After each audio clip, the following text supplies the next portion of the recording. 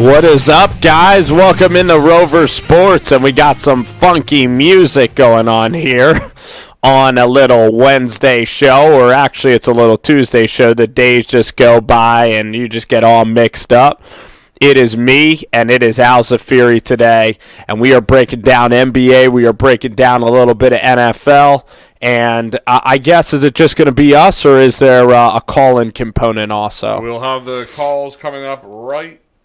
Oh, wow. The lines are open. 484-257-9592, 484-257. I like it loud. I like it loud because when it's so loud, you just feel like you're in your own little world. Louder. You actually made it quieter. Yeah. There we go. A little lower than that is actually perfect. And now we are good. So Al, did you see the Avengers movie? Because you got all those Avenger characters on your. My Ninja Turtle shirt, right? Oh my goodness gracious! You're still into that stuff? Well, no. This is just my kids giving me these shirts. I love them. Right. Yes. No, I did. Even though former Philadelphia Eagle Sean McCoy almost did ruin it for a lot of people. I heard on Twitter he ruined it. Twitter and I believe Instagram. He was even filming parts of it. On his phone? He was like live in the movie theater. He was unbelievable, and giving away big key parts of the movie. So he and doing it as jokes, or just because he just was having fun watching it. Like, was he saying, "Wow, this is cool," or he knew he was destroying the movie? I don't know what his thoughts are, but obviously he wasn't thinking very much at all. A lot of people didn't like him before. I'm sure a lot of people didn't like him afterwards. Because of the tips and everything. Looks like we got a call already. Oh, my goodness gracious. Amazing. And who knows where we're going to go. Welcome into Rover Sports. Hello, and welcome to our program. What up, Rover, the Bear? It's Christy Nor here. Chrissy, how you doing, Chris? How's it going, pal? I'm good. I'm trying to wrap out this school year, Oh, yeah. Yeah, I just want to call in, talk for a little bit, a couple NBA, topics and a little bit of NFL. Yeah, let's do it. Let's do it, Chris. And I mean, you're a lucky man that you live in San Diego, because the weather is always perfect, like every single day. Like for us up north, we're just getting to the point where we can play basketball and golf outside. So you live the freaking life. But yeah, let's talk about some basketball. Let's talk a little NBA. And that was one of the greatest moments maybe of your sporting life, is seeing Kawhi Leonard hit that shot. Yeah, it's either that or to get into soccer, what's it called? Argentina making it to the final. Okay. Those are my best sports memories. But this might top it because that shot was ridiculous. Kawhi Leonard, I think he's gonna go down maybe after that shot as one of the best Raptors. And if he can get us to the finals, I think he's gonna go down as the best Rapper ever in the whole entire history. I know, short history. Right. I think I'd rank him number one just because of the Vince Carter. Vince Carter when we played Philly in 2001. Also another Game 7, I believe. He missed the shot, and then this time Kawhi Leonard made it. I think I would rank him a little higher. Yeah, and Vince Carter, if you remember, he went to I think he went to his graduation of his college the day before. You remember that, Al? Back in 2001. That year was great because we're filming the show back in Philly, and Allen Iverson and that team beat Milwaukee with Ray Allen and Glenn Big Dog Robinson in the next round. But Vince Carter, I mean, you almost named your arena the Air. You named Vince Carter Air Canada. It was amazing that Vince Carter and Tracy McGrady played together. And why was T-Mac traded to the Magic? Do we have any? Do you remember why he was traded to the Magic? I mean, because I love those two guys together. T-Mac and Vince Carter. I think the only reason why was Vince Carter. My sports history doesn't go all the way to 2000, the early 2000s. Yeah. But I'm guessing if Vince Carter. If your history went back, like you, Chris, you were alive at that time yourself. Yeah, why we traded Tracy McGrady? Either it's because he's old, I'm guessing, or Vince Carter, something happened between Vince Carter and Tracy McGrady. Yeah, I don't want. I'm sorry to get you distracted from the point. Let's talk about the shot because everybody, the whole audience saw that shot. And I think it was so emotional personally because of the way that I've never seen a shot for a buzzer beater kind of hang on the rim, hit 4 parts of the rim. It was so agonizing. It was like a double doink kind of a play. I've never seen a ball like just hanging in the balance there. It was sentimental. And I think that's why it was so special. But you being a Raptors fan, you could bury the Philly fans even more, Chris, and tell us why it was so special. I mean, looks like we came up with the win. That's the most important part. But another thing is because it was Kawhi Leonard, and I think a lot of people kind of doubted him. Not before the game, but during the game. People, Waterboy Report, Luka. Yes, I do. I've heard of him. Yeah. Yes. So his chat was talking about. I was in one of his streams, the stream play-by-play, and his chat was talking about how Danny Green. We should trade Danny Green. We should trade Kyle Lowry, and Kawhi isn't worth it anymore.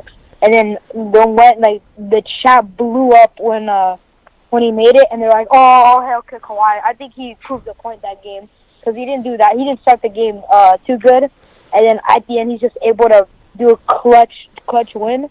I think that kind of proves the point, and our chances of him re-signing with us, I think it's going to get higher now. Now that we pulled a win against Philly, I think it means something to him. It better because I want loyalty in sports, and I want these. It's kind of annoying, Al, and I'm gonna throw it to you, Al, and Chris. It's kind of annoying how a player can hit a shot of that magnitude, and instead of enjoying the moment, instead of enjoying like the city that they're in, we're now focused on where are they going to play the next part of their career. Instead of this being like such a sentinel moment of loyalty and such a sentinel moment for the country and the state and everything. Yeah. Well, I mean, it's simple. That is major media for you. They want the sexy story. They don't care about that. They can't just enjoy anything. Let's be honest. Toronto, as a basketball team, isn't putting butts in seats, isn't getting clicks on the internet. That's just the way it works. Not here in America. Not as much in America. Not as much generally. I mean, it's just not a big ticket market. Let's be honest. Yes. And that's why they have to. That's why Kawhi has to be the centerpiece. That's why Kawhi has to. Where Kawhi goes next, what Kawhi's eating for breakfast, is more important than the rest of the team. And Kawhi's a fascinating personality. I kind of love how Kawhi Leonard shows no emotion and is very, very quiet. Because in this society, everybody wants people to be outgoing and loud, and I'm kind of a more quiet guy myself, and I respect Kawhi. The only thing that's tough about his legacy is last year, how messed up that was with Greg Popovich and the Spurs, and how he just like mysteriously left. And in the NBA, there's been some mysteries. Markelle Fultz, Zaire Smith. Players can be out for months, and we can have barely any idea what their injury is altogether in the freaking NBA. But Chris, I want to thank you again for kicking off our show, my man, because we're going to take a lot of callers, and that shot was totally awesome, man. So I'm glad you got to enjoy it. Yeah, thanks for taking my call. Bear Rover. Bear down, baby. Yeah. Bear down. Anyway, you say Bears, and as an Eagles fan, I kind of know how the Chicago fans feel after we gave them the double doink. We got ourselves right back a quadruple doink. I think that was Now, which one was more painful? Oh well. I think that I've never seen a field goal end up on the crossbar like that. Yeah, but I have to say now, because I'm a Sixers fan and an Eagles fan, so of course the Sixers, that one has to hurt me more personally. Than the joy? Then think about it. The joy of beating Chicago?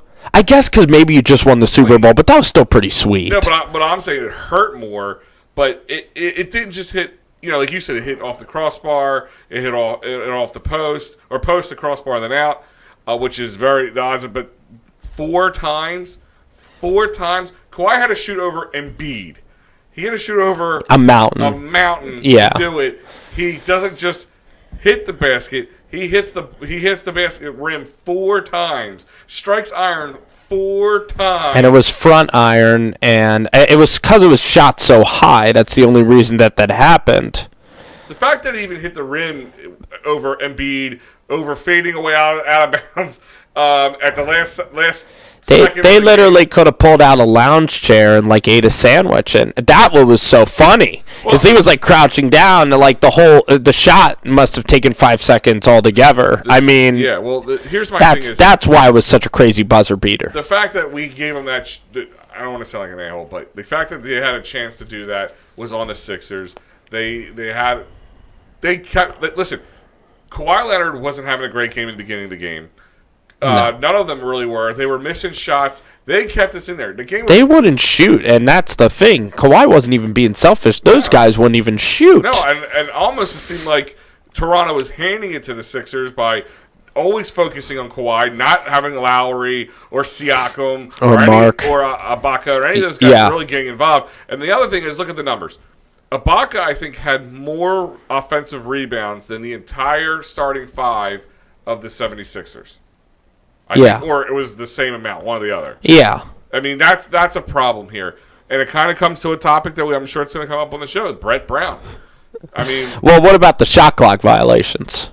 Well, that's on Brett Brown. And that's why when you look at a 7-game series, you know, the Sixers got bombed by 40 by this Toronto team, and I thought that they were done. They could have just lost in Game 6 anyway, Al. Yeah. So when it's a 7-game series, and it goes to Game 7, those two teams are basically even. But when you play a 1-game playoff, like the double during Chicago, I think it hurts more because it's like a 1-game. It's more intense when it's a 1-game situation. Yeah.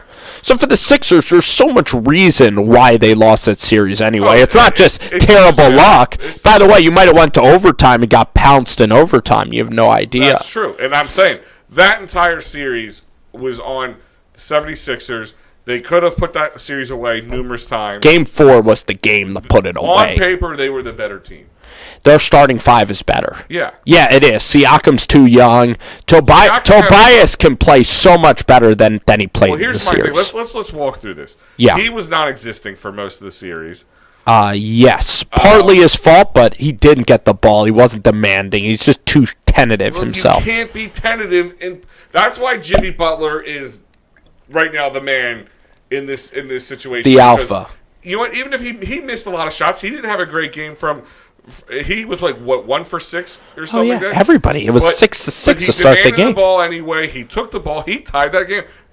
Listen, I really didn't think the game was going to get tied up at that point. Oh, no. Didn't Embiid have to get an offensive rebound anyway? Yeah, and then he took the ball and went straight down court, leaving about 4.2, 4.5 I know. seconds. Everybody was excited. I'm like, that's so much time. Yeah. I was still nervous, you know? Yeah, my son was slamming me foul like we're going to OT. I'm like, whoa, there's still 4 seconds left. And I looked him dead in the eye and I said, listen, if they keep the ball away from Kawhi, I'll feel better. Kawhi gets that ball, don't start celebrating. And what happens? And he gets the ball. The last guy who should get the ball. Unimpeded. Yeah. Why didn't they trap and make him give it up? Why isn't Embiid up at the key? Why is Simmons just standing there with his hands in his pocket? Why is everybody not doing anything? There is a million. You could break down tape for hours for the last 10 seconds of that game. Just 10 seconds of that game. You could go through frame by frame by frame of that video and scratch your head on a lot of different things. Yeah. I feel, and this is my problem, and it comes back to Brett Brown. I don't hate Brett Brown. I really like him. I would love to see us win with him, but I don't know if it's him not being able to. I feel like he's trying to fit a square peg in a round hole. Like he's trying to force something to happen that's just not going to happen. Can Embiid and Simmons exist together on the same team? Can they fit? Because here you go, you got one of the biggest athletic guys in Ben, but he's refusing to admit he has a shot problem. He's refusing to work on it, even though he says he does. But all the shot, you can take 1 billion shots in practice, but if you ain't gonna take one in the game, they're pointless. They're worthless. Right. Embiid, hopefully the one thing we can gain from all this, a maturity aspect. Yeah. He needs to grow up. He got humbled by the game. Listen, by the game of basketball. Some things I take the organization into. I look into them a little bit. You watching games where the Sixers went back to their locker rooms after game, win or loss, didn't matter, and especially at home. and you saw Allen Iverson going in there. You don't think Allen Iverson's going in there telling the guys about how to celebrate and how he used to probably had 10 women and they're out eating and drinking and doing this and blah, blah, blah, blah, blah. I go back to boxing. Boxers are trained. They're pretty much like locked away from the rest of humanity.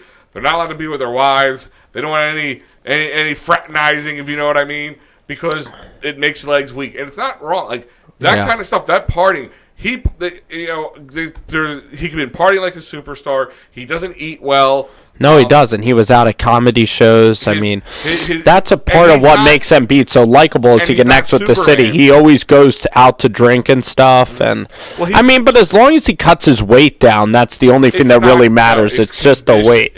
Look at what was he was gastritis one night. He's the flu the other night. Yeah, the knees. His knees. Listen, his knees are going to nag him. That's a problem with Embiid. Is Embiid going to play a long time? That's the question I've been asking people. Probably not as long as average people. Most big guys don't because they put a lot more wear. Maybe we need like 5 years out of the guy, and I guess that's what his contract's going up to. Yeah, well, Embiid. My thing is you're going to get a lot of wear and tear with guys like him. Yeah. And he can control his knees to a point if he took better care of himself.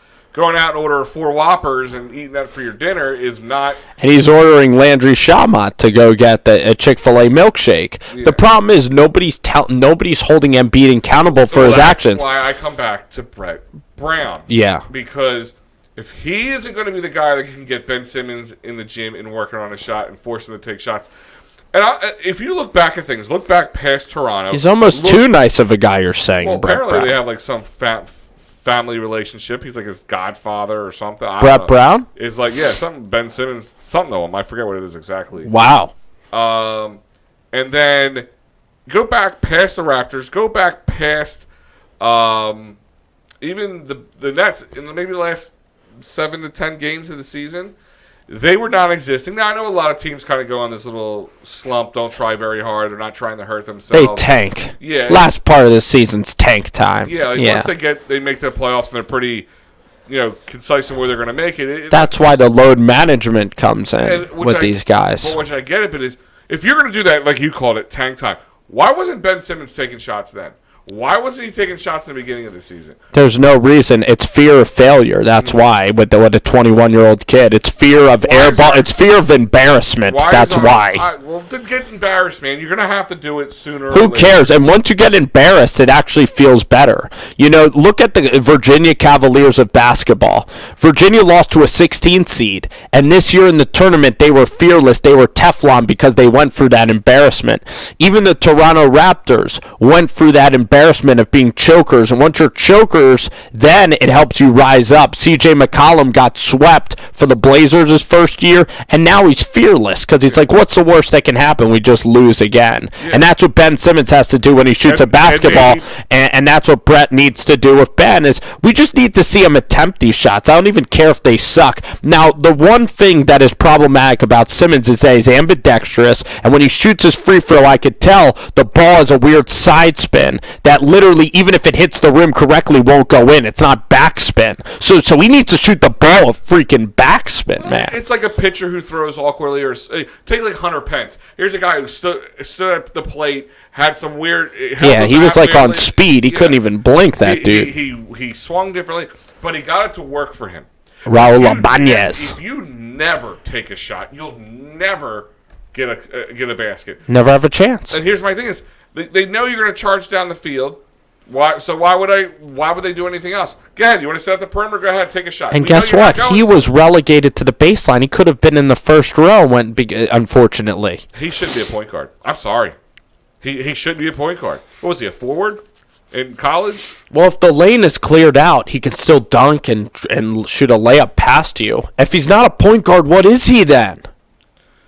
Because point guards dribble and pass. So then, if he can't be a wing player, he can't be a post player. He doesn't shoot. But as to say, like, get him under the basket. I don't know what to tell you. I'm confident Ben will be a good point guard in this league. I'm confident he'll develop that foot. It's just a 10-footer. It's a 10-footer. If you don't have a shot, you can't be a good point guard. Tell me one. He still is a very good point guard, Ben Simmons. I'll tell you this, Al. He still is a terrific point guard. He's great at passing. His defense, his athleticism. He still affects the game really well. One superstar guard. Yeah. Who relied on just that. Like Rubio was never a great shooter. Maybe Derrick Rose. But did Rubio shoot? Yes, he's learned how to shoot. Maybe like an Andre Kirilenko who's more of a defensive player. How about this one? Like a Ben Wallace. Remember him on the Pistons? A great center. He sucked on offense. Great defender. Mm-hmm. Guys like that, maybe big guys. But here's like a Shaq, like a Shaquille O'Neal. Shaq's not a point guard. I mean, you're right. It's hard to name a point guard. But it's hard to name a point guard. And my point is, there is some point guards and guards who don't have a great shot. Yeah. But at least there's the fear the shot could come and could happen. In the past, though, like we had Andre Miller, Eric Snow, like really a crappy point guard shooters. It's like somebody whispered in his ear, "Don't shoot the ball," and like everybody knows he's not going to shoot the ball. So why should? At least if there's a fear, he may shoot the ball. He doesn't have to be 100%. He doesn't have to be Kawhi Leonard not hitting at every all. shot. But he won't shoot from 12 feet. He won't. I mean, it's a layup or nothing with him. Or slam dunk. And it's an anomaly in this NBA because we have Lillard, Steph Curry. Going to work. We have Lillard and Steph Curry. They're point guards that they can dribble down. They don't pass to anybody. They'll shoot a 30-foot shot and will make it. Ben Simmons, I don't want him to be bad. I want him to be good. I don't want him to be traded. I want him to work out. Yeah. But if he was the next Michael Jordan or LeBron James. They were talking about it when he was coming in before he was even officially in Philly. You can't do that without a shot. Even LeBron didn't have the greatest shot in the beginning. And he worked on it. Right. And I'm not saying he's not working on it, but you can work on it 24/7. He can do it until his arms fall off. I don't know if he's working. There's no proof he's working. Well, they show you his Instagram. And you know what? Brett Brown didn't even have practice in these playoffs. You heard about that? He didn't even send the guys to the gym to practice. I mean, which is pathetic. It's one thing if you lighten up practice, try not to put too much damage. But shooting around, going over game tape, going over things like that's what you do. You are pretty much. These guys should know. They should be together so much that they know when the next guy next to them has to take a pee. It's that simple. Right. When you're in the playoffs, you guys should be one unit to the point that you do or die. That you should be eating together. They should. I don't care if they have to put them up somewhere where they're living in a nice condo, the same hotel. Yeah, nice. So hotel. Like training camp. Give them breakfast. Give them lunch. Quarantine these guys. Don't just quarantine them, but like especially guys like Embiid has a less chance of getting sick if you put him in a hotel. Yeah, and I like that idea. And he's resting. Make it like training camp. And by the way, in the NFL, the home team stays in the same hotel. Yeah.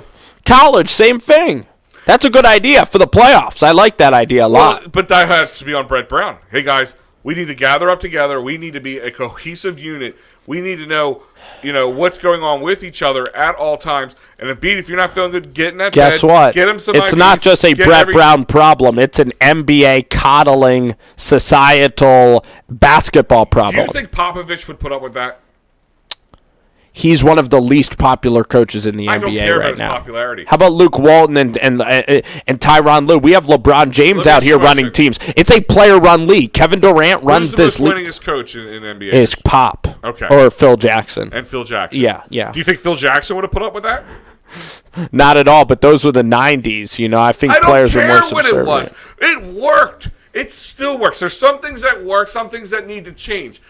Sports change over time. Look at Pop, though. He ran Kawhi Leonard out. Okay. Well, maybe that's just because Pop and no one wants to go there, and that's a problem. Well, maybe whatever. Maybe because they don't like that. Because, like you said, these baby-back little girls who prima donnas who can't do what they want because they want to be able to do what they want. Well, guess what?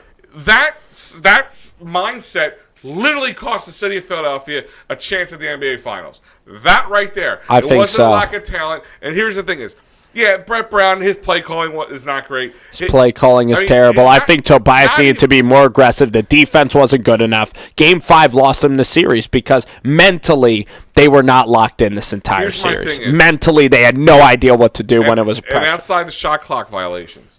Embiid was I think Embiid messed the series up. I really do. I think he's to blame a lot. Well, I think at the end they started because he catches it outside the 3-point line. They don't practice posting the guy up. No. There's a lot of things. They're trying to force things to work in a league that just won't fly. If you have to tell Embiid you're not allowed to rebound, or if you have to tell Embiid you're not allowed to take, you're not allowed to take a slant, take a layup, then you don't have to worry about that. You literally put the upper hand in the opposing for the opposing team. You make it possible for them. Ben Simmons will not flourish unless he has at least a threat of a shot. If you don't think he's ever going to take a shot, you don't have to defend him. Right. Think about it. Right. If you know the guy in front of you can't turn left, can't go left, can never, no matter what he does, can't go left. It's in his brain. He can't go left.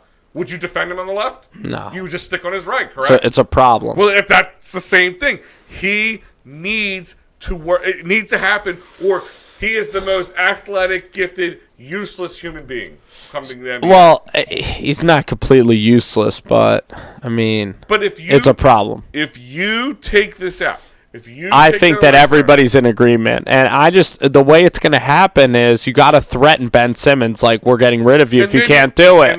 And I think it's the Kardashians. I think that he's a little bit soft. I think Brett Brown's way too soft because he's worried about his job, and he's not hard on these players. He's not hard on these players. No, he's not. It's obvious he's not hard. And Jimmy Butler's harder on these dang players than Brett Brown. And I don't think he needs to sit there and whip them and yell at them and scream at them all the time. Excuse me, but something's got to give, and there's no leadership, and people are like, "Oh, well, the Sixers want to keep him because the team really came out." Like Embiid came out and said he took a lot of blame. What else are the Sixers gonna say? And also, he's their biggest babysitter. He lets them do anything they want. Exactly. Let me ask you a question: who are the kids gonna hang out with? The parent that's strict and gives them rules, or the parent that lets them get away with murder? Right. Of course, they're gonna love him. They're gonna love Brett. You know, he is, and he's like Ben Simmons. There's just a little piece missing. You fix that piece, you can become the total package. Well, we gotta see Ben shoot. The spacing's got to be a little bit better. The defensive tendencies just got to be a little bit tighter. And unfortunately, Toronto's a very good team. Kawhi Leonard's a once-in-a-generation player. And the Sixers would have had a chance to beat the Bucks, but they're too inconsistent, And I think that there's a lot of egos in Philadelphia. I think that there's a lot of egos a little bit with Simmons and Embiid. Embiid's like a roller coaster. He's so cocky one moment. There's so many highs and lows with Embiid. He maybe needs to mature a little bit and be more consistent. He definitely needs to mature, and I don't care about being cocky. I don't mind if cocky as long as you try to back it up. I don't even know if he needs to be mature. He just needs to be more consistent. No, he needs to be more mature in the sense that he needs to worry more about his body than his, partying. His partying. But you get that out of your system, and I'll tell you this, too. And that's the problem. And it kind of rolls back to this. You kind of said it's different than the 90s. One of the biggest difference from now into the 90s is the social media. These guys are their own walking, talking film crew. You know what I mean? That's right, or they pay a film crew to do it. And that's why, people see these Instagrams blow up, and that's why they get these commercials. But it also helped him get Kendall Jenner. It helps guys get girls. It does. Oh yeah, I mean, I'm sure. Social media helps that. And that's what I'm saying. Like, they're more distracted from that than they're during the game of the Nets game, they're pulling their phones out from yeah. Unbelievable, huh? Mm-hmm. That's the first thing they check when they go to the locker room is social media. But I do think you need to allow these kids to grow. I'm a lot different now at 24 than I was at 22. When you're 21 years old in college, you think that college is the be-all, end-all. Yeah. You think that getting the girl in college is like the key to life. But it's just, then you look back and say, why did I care so much about my college relationships when I was a 21, 22-year-old? So these are young kids, and I know it sounds like I'm making excuses for them, but they're going to change a lot over these next few years. I sure as hell hope so. But the point is who's going to – Embiid's not going to reel himself in as – I would hope. Ben Simmons isn't going to force himself to shoot. then who does it? He's not going to because he still thinks he's so good at every other part of his game. If it's going to have to be the head coach, not going to be the head coach, then who's going to do that? His teammates need to get in his ear. And they need to keep passing to him at the minute. His free throws, Jimmy Butler should have said, hey, Ben, shoot 5 shots tonight. That's what Coach Brown should have said. Hey, Ben, take a 3 tonight. Who cares if it's an air ball in the first round? Here's my thing is, what? They should have been doing that the last 6 or 7 games before the playoffs. I could get the guy to shoot. I could get him to shoot. No, you can't. Because if you've already told bench him or something. You got to punish him. But who's going to do that? Because you know Brett Brown ain't going to do that. No, Elton Brand's not either. It's soft. The owners. You know the owners of the Sixers, Al? The Harris family. The Harris family. They let a lot of stuff slide, and that's the thing about the NBA is that it's totally a players run league. It's a player supported league. Everybody supports the other players. Well, it's kind of this culture of. Listen, before you're a Bulls fan, Sixers fan, a Lakers fan, that kind of stuff. Now you're a Kawhi fan. You're a Embiid fan. Yes. You're a LeBron fan. Wherever Kevin Durant goes, Kyrie Irving. Yeah, look at the Boston Celtics. Yeah, one player destroyed their whole franchise. Because even Brad Stevens and Danny Ainge was tough. Remember, he traded Isaiah Thomas after Isaiah Thomas had that legendary career. His sister passed away, and he cut throat, made a great decision, and got Kyrie Irving. And then Kyrie Irving, they didn't bench Kyrie Irving. They should have benched him. So these coaches are very soft, very soft. Popovich is one of the only throwback coaches you have, the one you pointed out. Yeah, and here's my thing is, if it's not going to be Brett Brown to do it, and you said, fine, Jimmy Butler or his teammates. Who is, besides Embiid, what other teammate is Ben Simmons right now I'm going to listen to? Because Butler technically is no longer his teammate. He's a free agent right now. JJ's a free agent. JJ, I want him. He's done. I'm sorry. Put a fork in JJ Redick. He's done. You don't like JJ. I don't dislike him, but he's old, and he's one trick. It's shooting, that's it. And he shivers away from the big moment. He has no ball handling skills. He's no threat anywhere else. I would rather sink his money in somebody who has a little less percentage of a shot, of making a shot. But maybe a big man, a better defender. That's what you want. Slight bump in defense. But like a Danny Green, he's not going to be here. Tobias is not definitely going to be here. So who's going to tell Ben Simmons? Because what does it have to fight? Have to break out in the locker room for him to finally decide, fine, I'll go take care of this? Well, we need to find out who is running this team, because if you're going to put Simmons running, if Ben Simmons is going to be, if Ben Simmons is going to be running the team, I think it's good to surround him with shooters so that lane's wide open, like Giannis has in Toronto. Mm-hmm. So then even JJ, Tobias, you can even bring you could have a soft perimeter offensive team, or you can have the Jimmy Embiid isolation basketball tough defensive team. Well, you have choices. I would maybe even choose the Ben Simmons team and look to trade Embiid. I really would. But I love Embiid. He's a great player in this town. And look how much the Sixers struggled during this Raptors series, which on paper shouldn't have been as much of a struggle. Maybe 6 games, 5 possibly 6.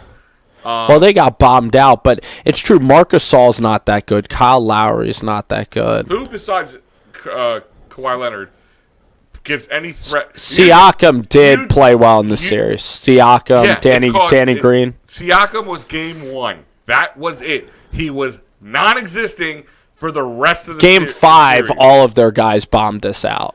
All of them bombed themselves out. Danny Green. So answer this question. Yeah. Take Kawhi Leonard off that team. Should it put any mid-range player in for him? Yeah. Should the Sixers have destroyed them? It would have been maybe 5. Maybe. Like the Brooklyn Nets, right? So you're talking pretty much a gentleman's sweep. Yes. Okay. Yes. So my point is, I think so. Now that Kawhi Leonard is a great player, don't get me wrong. That Brett Brown and the rest of the team couldn't come up with a strategy to shut him down and make it out in 6. We had numerous opportunities. Why is it one game we can blow them out by 20 or 30 points, and the next game we get blown out by 20 because points? Our stars all have flaws. All of them. Even Jimmy Butler has flaws, a lot of flaws. He's not that great of a shooter. He's a little bit slow. Tobias Harris is the guy that should be an awesome player. He's 6'8". He's super fast. He can rise up and shoot from anywhere. I don't want to max steal him. Tobias Harris, that's a problem with coaching. He needed to get the ball more in this series. The defense needed to be better. Embiid was a joke this series. He was not the same Embiid. And then Ben Simmons, you mentioned it. So, unfortunately, the Sixers, in actuality, aren't that much better than these Raptors. They're just not. We just saw the series. No. Come on now. Come on. The Sixers are, even with their flaws, are that much better than the Raptors. That's my point. They are much better than the Raptors. They should be going to play Milwaukee now, but they're not going to. The problem is no one could guard that guy, Leonard.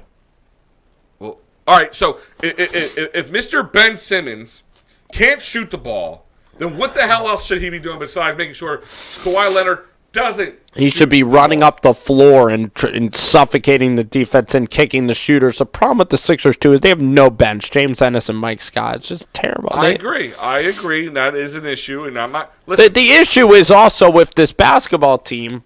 The issue is chemistry. The issue is it Jimmy Butler's team?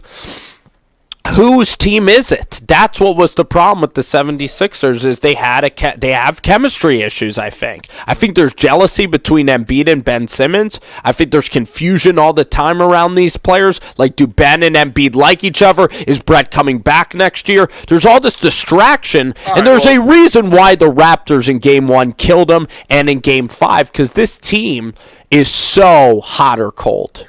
And there's a mental problem with the Sixers. That's what I would say. So you're trying to say there's a possibility that Embiid and Simmons can't coexist because of their flaws, contrast each other too much. There's also personality. There's also there's confusion. I think it's a confusing basketball team. I do. Then what do you do in this case? You're Joshua Harris, except you're not a complete idiot. Yeah. Okay, so you're Joshua Harris. What do you do? I would probably look to get more shooters for Ben Simmons around the perimeter. All right, so you keep them on the same team. I would look for Embiid to be traded because I think his career is going downhill. Okay. That's what fine. do you think about that? Would you trade? It's a tough call. Either you take the guy who's injury and sick prone, or you take the guy who just doesn't seem like he wants to work on his game. Would you trade Simmons or Embiid yourself, or keep them? What would you do? From a cold business standpoint. Cold-blooded. Patriots decision. You're the Patriots. I would pull Ben Simmons off to the side and Embiid. I said, sorry, Embiid, but like you said, I kind of agree with you. His factors of being his health factors means he's a shortened career, and he also doesn't take care of himself, and that can be fixed. I would look Ben in the eye and say, we're getting rid of him, and we're going to use the stock we get from him to do very well for ourselves and place a very good team around you. But you got to get that shot worked on. So you would trade Embiid then? I would overall, because you're going to get longer out of Ben Simmons. You're going to get longer out of Ben Simmons. Yeah. And I mean, I think if you trade one, you scared up. It's a shame. You know what's a shame is that I like Embiid a lot better. His personality. He's a much better competitor. I love that he was crying after the game because he cared like a fan. Embiid is the heartbeat of this team, and that's the thing. But you know what, Al? We're at a crossroads now. T.J. McConnell is going to be gone. TJ is like one of those hard guys. You look now at the fact that they bring back the coach tells you that Embiid is going to be back. If Embiid doesn't come back, Jimmy Butler is totally gone as well. So I really think the path, I think it's going to be Jimmy, Embiid, and then if they get like a Kemba Walker or a really talented point guard that can shoot, I think that it could also work. So there's multiple ways to attack it. Even if you trade Simmons, it's not the end. It's not, because Jimmy Butler's still very good. So even if they don't go with my way of going, they could still be successful. So let me ask you this question. So if they roll with Embiid and Jimmy, it's not a death sentence. So you're Joshua Harris. Do you keep Butler? Or do you keep Tobias? If I'm going with sticking with my initial plan, I'm keeping Ben and Tobias actually. Ben and Tobias. You can still keep Embiid. Because Jimmy's not a great fit with Ben Simmons. He's just not. Pretend Embiid's still on the team then. So the three of them. Okay. So Tobias is gone. Wait, I'm keeping Embiid.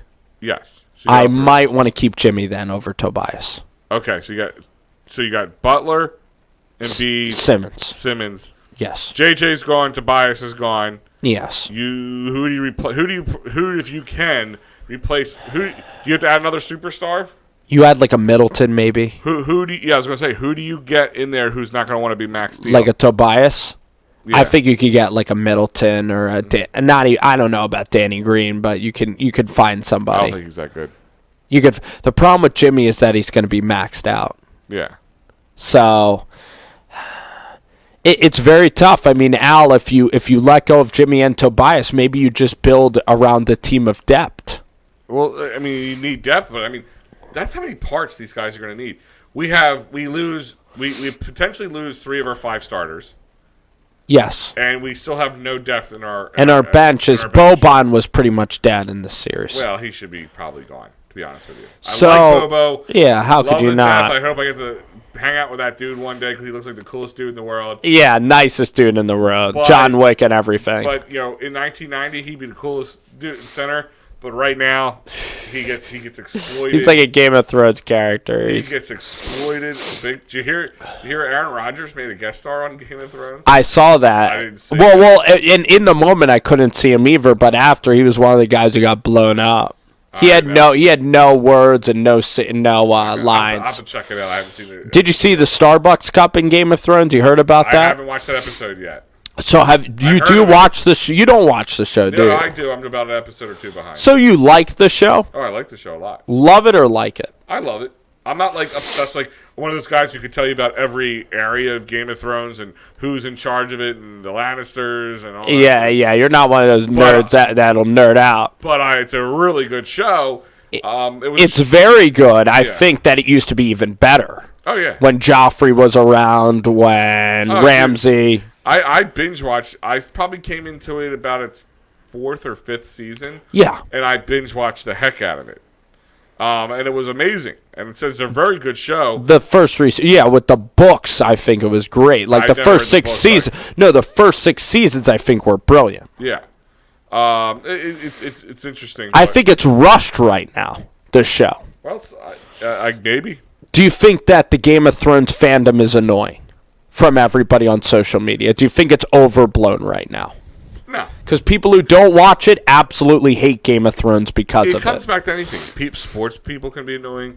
Comic book nerds can be annoying. Game of Thrones guys can be annoying. It's whatever's the hot ticket thing there can be annoying, especially if you're not involved with it. It's like going. I think everybody is hooked on this. It's like going to the biggest party and not knowing anybody there. You know what I mean? Like, you kind of feel left out. It sucks. You kind of feel left out. And if you don't care about the material, kind of like you asked me about Avengers Endgame, that's my thing, dude. I love the MCU. I love Marvel and comics and all that stuff. So I was into it, and I took it. I was pissed when I heard about Shady McCoy. And you know what? People can talk about all that stuff online all the time. It won't bother me. But if I wasn't that way, it annoyed me. So I'm one of those people actually who've learned in their life, if I don't like something on social media or on TV, change the channel or scroll away from it. Because, what's the big deal? Why is it... Yeah. Why put yourself in that pain? Yeah. But here's the thing about the thing I care a lot about is I'd say in my life I care, like the NBA draft lottery I'm pumped for tonight, the fact that you have all these ping pong balls, the fact that they're all in a room, and that the result of that machine selecting those numbers is going to change the landscape of the NBA for a really long time. Like that pumps me up. I never really got into the superheroes because it's almost like WWE where I kind of know like it's scripted a little bit. Well, Game of Thrones is scripted. Everything you watch on TV is scripted. Some people. I'll tell you what I really am passionate about, like Kenny Powers and like Danny McBride, like comedies. So you're more into the comedy thing. On like TV comedies, like Curb Your Enthusiasm. There's some comedies I love. There's some people like. All right, take a show that people found popular that I just couldn't get into. Is what? Breaking Bad. There was one I couldn't get into very much. I tried watching 5, 6, 7 episodes, and it didn't hook me to the point of the reason why I thought it was hooked because that character though lived in Albuquerque, the scene, and his transformation was kind of fascinating to me. And that's funny because I'm usually a character, like usually a person who is into the kind of stuff that I am. is character driven. You get invested in characters. And I think if you would have even continued on, I'm surprised. I really love that show. Yeah. Game of Thrones at times could be a little boring to me, actually. And listen, you got a lot. It's not a perfect. You got a lot of side stories being built, changing, and all that stuff. So sometimes there's like, how many times you watch the show? There's like a little side story going on that you wish, like, I could have lived without that part. Yes. Oh, complete like a daughter on some shows. Yeah, just some side piece of storyline that you could care less about. You ever watch Billions? No. Okay. There's a great example of a character in that show. I'll have to check that out. Yeah, but I think the comedies have gone downhill for sure. The Avengers, was it like a 2.5-hour movie? Now it's funny you talk about. I want to see a movie like that because I want to be in the know. I want to learn more about that stuff. Yeah, it's like I said. It's for the people who've been watching it from the get-go. I mean, it's a culmination of 10 years. Think about it. When the first movie, part of what's called the MCU, came out, that's emotional. That's 10 years ago. I was 26 when that came out, so like, I get it. Like it's crazy. So over time, so it's something. It's very emotional. I think it's pretty cool. I don't like how like society and culture can change how movies are made. I don't like that part of it. I think unfortunately that is the way it's going. Some ways, like they make like the endings more palatable for kids or something. It shouldn't be scripted like that anymore. Well, unfortunately, you want to appeal to the masses, so. If you need to change something to appeal to a million other people, then you're going to change it. And also, the ratings are all based on being relevant culture. So you might put a girl superhero just so you get a nice rating on a Rotten Tomato. Make what they call gender bend something. Make somebody a man instead of a female, or a female instead of a man. Make somebody white or black instead of white. That subservient. Yeah, like they do that just to try to grab a small. There's a part in Rotten Tomatoes, that's what they are. They're the woke people on the social media and Hollywood in general. To give you an example, in Avengers, there is the big battle, and there's a part. Just, it's not giving anything This is a away. spoiler. That's not really a spoiler. I mean, if you feel it's a spoiler, go right ahead. Whatever. It's 2.5 hours. But the point is, there's a part where all the female superheroes kind of come together. All the female characters in the movie, or just for a moment, right? And they kind of have their little 60 seconds, 120 seconds of their thing, which is obviously something they're trying to do to get the females a little bit more. All right, cool, yeah, that's cool. Yeah. Which I'm okay with. Go right ahead. If that's what you have to do, I'm a big fan of a lot of these characters. I'm a favorite character. No, it's cool. And for girls maybe watching, they might get pumped up, seeing stuff like that. I said, I'm a fan of a character. Plenty of characters who are female or white, black, Chinese, don't matter. Yeah. I just like their character for their character, and they all have. Does one of them shoot arrows? I mean, who are the female characters in that? I'm going to try to think about this. Oh, we're getting off the sports topics here, but we are getting way too down a rabbit hole. But I mean, all of that in society is so funny. It's so funny. But I loved Kenny Powers. I love like Entourage. That show on HBO is really good, and. Yeah, I mean, I think TV is going to make a return, and I do like TV shows how I like weekday television shows. I don't like Netflix as much, believe it or not, because I like talking about it throughout the week. And it kind of comes back to like the Netflix shows, things like that. Those are things I think are going to be the replacement of everything. I think even in sports. I think because they have live sports on Hulu, as you can see from any Embiid commercial. Hulu has live sports. Embiid, Hulu has live sports. The Greek Freak. Yeah. Mm-hmm. But the point is I think that's going to replace it because, like you said, I don't want to have to watch it on Thursday night, or I don't have to wait till next week to watch it. Put it all out and let me binge it. And that's what people are into. I don't like that because I like the kind of traditional model a little bit. Sure. And there's plenty of people who are going to like it. Half and half. How about half and half? Yeah. Let's talk a little bit of football here. We got Al Zafiri in studio. We got a couple of more minutes. I'm excited about the draft lottery tonight for all you Knicks fans. But let's talk a little bit about football. Le'Veon Bell didn't show up at training camp or the OTAs. And how long are these OTAs? Like 4 days, these OTAs? Something like that. So I think if you're Le'Veon Bell, you're a new teammate. I think you got to show up to the damn OTAs. You got paid, you should be there. Yeah, and people are saying, well, it's OTAs, it doesn't matter. You're just hating on the guy. I just think that you should have showed up. I mean, what's the hard part? It does suck that you have to interrupt where you train to fly to do like some BS orientation, because orientations always are meaningless and Here's they my suck. thing is, I think if you're new to the team, you should go to those things and, like you said, meet them. Meet who you're gonna be playing with. Yeah. Especially, I mean, there's always exceptions to rules, but like if you're a 10-year veteran, maybe it's different. If you're 10-year veteran, are we surprised with the character flaws of this guy? I mean, not at all. He didn't play a whole season just because he wanted to get paid more. I mean, he didn't, And did he get paid more? No, he didn't. He was just being a really big dumbass. I mean, there's no way of sugarcoating the situation. He lost money. I mean, I'm sure you have a lot of your Jets fans who are probably like, "Oh, we love him." No, I mean, I'm sure if he was, they do love him. I'm sure if he was an Eagles green, I wouldn't be complaining. But my point is, the fact that he's not showing up does not surprise me because he's going to be a problem for them. I'm sorry. I see too many characters. I think he's a problem. I think he's starting his own rap album, and the fact he thinks he's better than the dang team by not coming to this optional. He made it obvious when he put himself in front of everything else. And he did with the Steelers last year, and he had a chance to go on and win a championship. Mm-hmm. And it is tough for running backs, because running backs, their shelf life is terrible. Yeah, I get it. And actually, people have said, their rookie deals should be worth big-time deals. Because they're actually really valuable. Look at Todd Gurley, right? We're unsure about him, and he's 26 years old. Sure. So, it's a problem, but with Le'Veon Bell, it's not surprising at all. It's also funny that Odell Beckham shows up, and now it's a lead story. What, he showed up, though? Like he showed up. Oh, my gosh. He showed up to the Browns. Well, he's new to the team. He should show up. But he showed up. It's a lead story. It's the Browns. What else are you going to talk about? No, it's on ESPN. This is on the big time networks. It's maybe we're in a dead time of sports or something. Well, I mean, football is still king. Well, but this is still listen, there's not much to talk about at OTA, so your big ticket names are going to be making a name for themselves.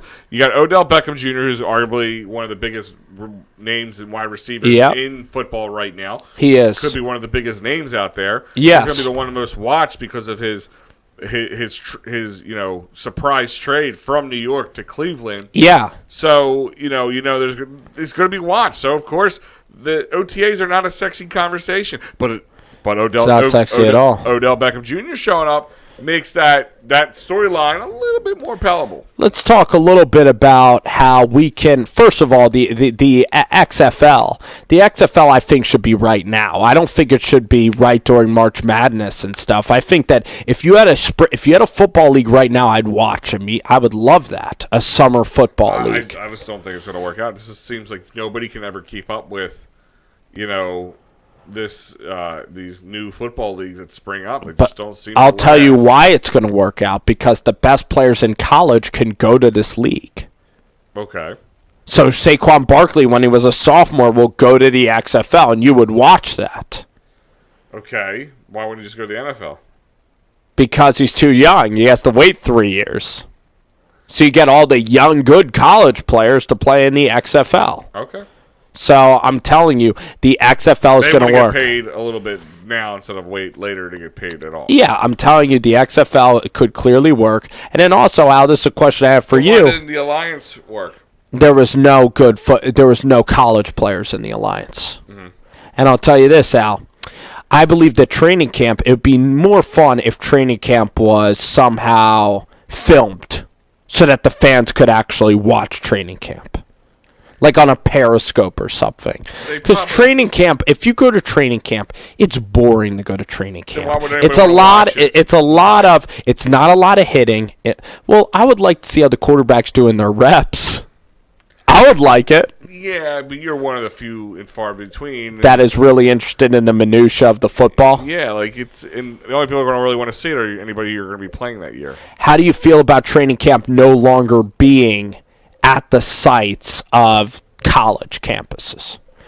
I think it would be great to send these kids to a college campus, kind of like what we were talking about with the Sixers. Send these kids to college campuses and get fans of the state to be able to watch these people play. Used to do that back in the day. It was unbelievable. Unbelievable. Think of it this way. I went to one of the open practices last year. Took my kids there. At the link? Yeah. So okay. It's free to go in. But here you go. I will not ever be really able to bring one of my kids to my younger kids, I should say, to a football game. They wouldn't be able to sit through it. To regular season. Yeah. But this is great for them. They get to go watch see some players out there, maybe get a chance to interact. Tons of empty seats. They get to go sit up in like a nice seat that they maybe normally wouldn't sit in. And they still sell concessions, and they still do all this other stuff. So it's a great moneymaker for them. They don't have to use another area's facility, which might cost them money. Right. It's actually a great money-making marketing scheme, if you think about it. It is, and they should have it more often. Al. I don't think so. I think having it just one or two or is more than enough. I think after that, you're going to start bore-assing people. Why not? I think people would go to football all the time. People are football crazy. We're football crazy. Yeah, but do you think if they just open up practices, I can't wait for training camp. I would go anytime. Sure, I mean, but I think even you sooner or later would stop. Be like, all right, get bored. I saw him practice on Monday. I want to see how Daniel Jones is every single day. Oh, that's because you're worried about one situation. You're not worried. You would not sit there. Like every day. Oh, wouldn't you love to see how the Stanford wide receiver is? And you'd be able to report on it. You'd be an expert. But not everybody's looking to be an expert, dude. What? Not everybody's looking. Why don't you want to see Miles Sanders run? Yeah. And say, is this kid any good or not? Yeah. But guess what? You got to find out that mystery. You look like a stud on the practice field, but when it comes to game time, might mean squat diddly. I guess so. You never know. I guess so, but that's rare. Those are rare, but it's still great seeing practice, man. Like I said, I practice here and there. But here's my other thing: is if you're a coach, do you want to open the practice up to thousands and thousands of eyes to stare at? You might as well just put a camera on your boys. I know that, and that's why they'll never do it. But a lot of times it's just drills, and that's why it's all watered down. That's why no one wants to be on Hard Knocks. Chip Kelly ran like a CIA, so I know that's a harsh reality, and it sucks. And to me, I would be bored with it. I think it would oversaturate. I would like it. Like you said, you have a little live stream. I can click on, check out what's going on. Fine, but they'll never do it because the competitive advantage thing is exactly why they'll just never do it. Would you want your New York Giants to put all this tape out there? So here we go. Here's a new guy. A lot of people run the same stuff, and a lot of training camps are open. Most of the days are open anyway, but go ahead. But I'm saying when they start going over plays and stuff, do you really want that out there on tape over social media? I would think not. Maybe not. And you got to reward the people who actually go. That's also another thing. When they have these open practices, they're just doing normal stuff, running basic plays. Running on air. Different drill. On air. Yeah. It's nothing. Anyway, guys, I want to thank Big Al for joining me today. I had a great time talking Sixers, a really good Sixers debate. We also hit on the Kawhi Leonard shot, one of the biggest shots in Toronto Raptors history. NBA draft lotteries tonight. We got NBA playoffs coming down to the wire. We got a golf major very early in the year, this golf major. And a lot of other fun things happening as we wrap up May. Thank you guys for joining the show. Peace out. Thank you for watching Rover Sports, guys. Take care.